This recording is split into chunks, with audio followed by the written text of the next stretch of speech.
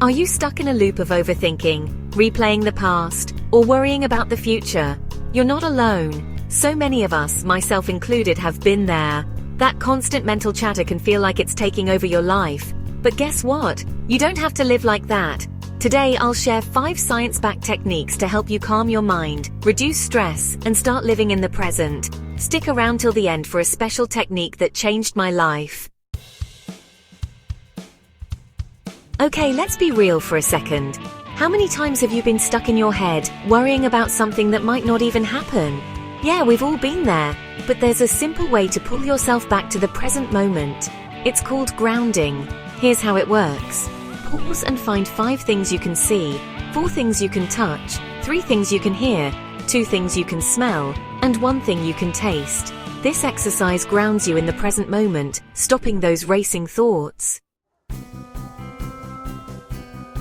Have you ever noticed that the more you think about something, the harder it becomes to actually do it? Overthinking can be paralyzing, keeping us stuck in a cycle of what-ifs and doubts. But there's a powerful antidote action. And that's where the 2-minute rule comes in. Here's the deal. If you find yourself overthinking a decision or task, set a timer for just 2 minutes and commit to working on it no matter what. It could be sending that email, starting that project, or even just making a decision about what to eat for dinner. The magic of this technique is that it tricks your brain. See, our brains are wired to avoid discomfort, and overthinking is often a way to avoid the discomfort of actually doing something. But by setting that timer and taking action, even for just 2 minutes, you break through that resistance and build momentum. And you know what? Most of the time, once you get started, you'll find that it wasn't as scary or overwhelming as you thought it would be. You might even find yourself enjoying it. So the next time you're stuck in your head, remember the 2-minute rule. Action beats overthinking every single time.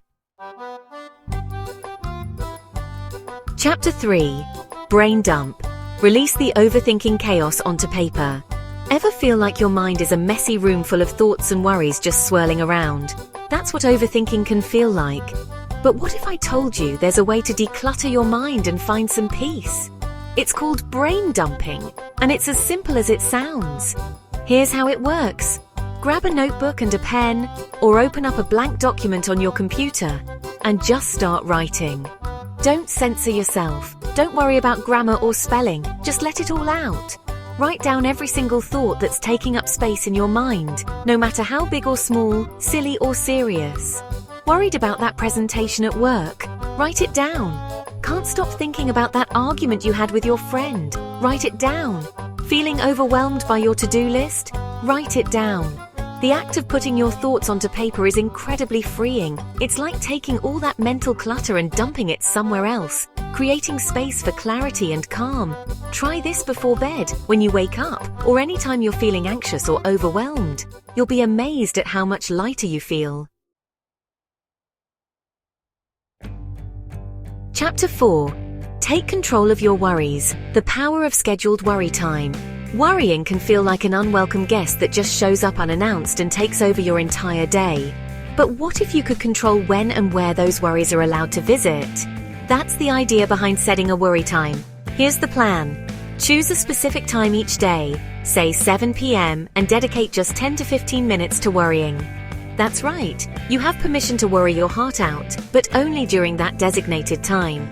During your worry time, grab your notebook and write down everything that's been bothering you throughout the day. Get it all out of your system. Now, here's the important part. When your worry time is up, close the notebook and move on with your evening. If a worry pops up later, gently remind yourself, "Not now, I'll think about it during my worry time tomorrow." This might sound strange at first, but it's incredibly effective. By scheduling your worries, you're taking back control of your day and preventing those anxious thoughts from hijacking your precious time. Chapter 5. The worst-case scenario. Buster, a trick to stop overthinking in its tracks. Overthinking often stems from fear. Fear of making the wrong decision, fear of things going wrong, fear of the unknown. But what if we could face that fear head-on and disarm it? That's where the "what's the worst that can happen" trick comes in. When spiraling into what-ifs, take a deep breath and ask, what's the absolute worst thing that could happen? And then ask, if that worst-case scenario did happen, could I handle it? You might be surprised to realize that the answer is usually yes. We're often much stronger and more resilient than we think. This exercise helps put fears into perspective. The worst-case scenario is often not as terrifying as it seems, and once you realize that, the fear starts to lose its power. So the next time you're feeling anxious, remember to ask yourself, what's the worst that could happen? You might find that the answer is not as scary as you thought. Find your peace. You've got this. These 5 techniques are powerful tools to help you break free from the overthinking trap and find more peace in your daily life. Remember, you're not alone in this journey. We all have moments of overthinking, but the key is to have strategies in place to manage those thoughts and prevent them from taking over. Which tip resonated with you the most? Comment below. Don't forget to like and subscribe for more self-care and mental health videos.